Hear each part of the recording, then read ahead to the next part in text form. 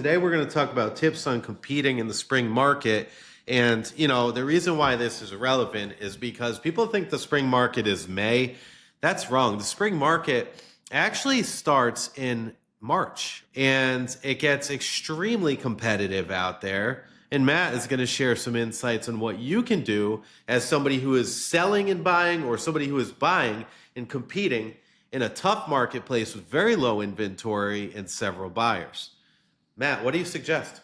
So one reality that in real estate is what you do today is what happens in 2 to 3 months from now and beyond. Mm-hmm. So to your point, the spring market starts right now because what you start working on now is what is going to transpire in the future. So, you know, if you want to be ready and you want to be able to compete in the spring market, and, you know, some folks are like, well, we're planning on listing our house as soon as the weather turns around. Okay, well, today's the day that you start preparing for that. So that way, when the weather's turned around, your house is on the market, and it's not, we still have a list of 10 things, or, you know, a checklist, a punch list that we have to do.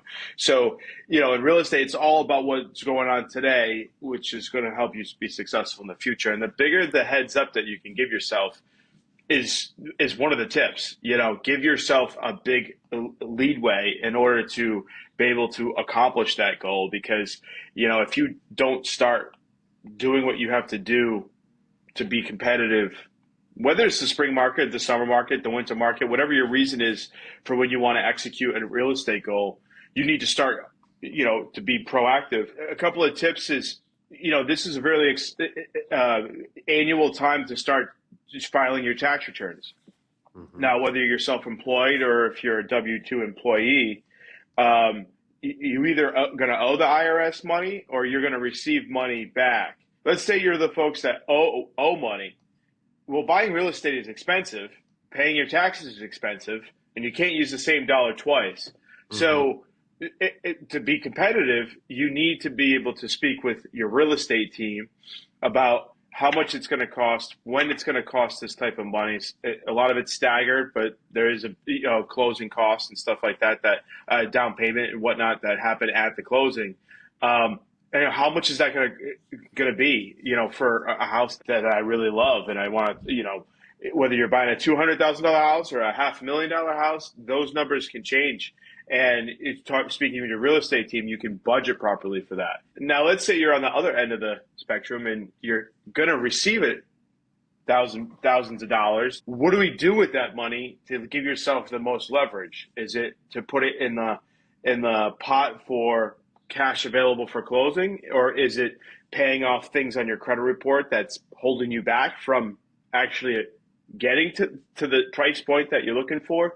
What are we doing with that money, and what's the highest and best use when it comes to competing in the spring market?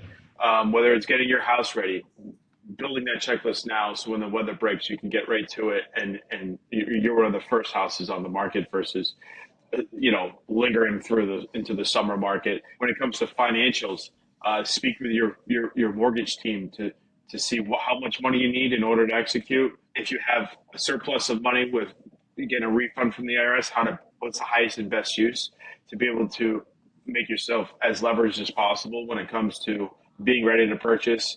And if you're a business owner, having that continuing conversation every quarter to see where you're headed as far as when it comes to filing taxes, before you file your taxes, and then after you file your taxes. So that way, you know where you stand for the next 12 months until it's tax time again next year.